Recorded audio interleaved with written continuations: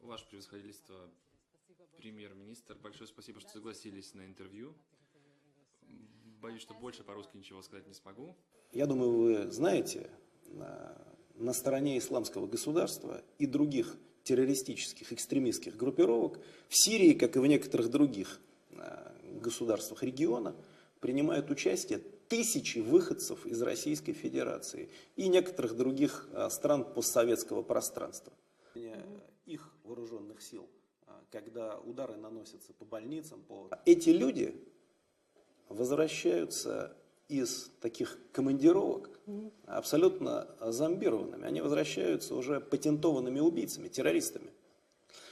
И мы не заинтересованы в том, чтобы после того, как они повоюют в Сирии, они потом устраивали что-то подобное у нас. Мы этот опыт имеем, в том числе в период событий на Кавказе в 90-е годы. Поэтому наша задача заключается в том, чтобы они там остались. Это первое. И второе. Сирийское правительство обратилось к нашему правительству с просьбой оказать им военное содействие в наведении порядка. Соединенных Штатов Америки.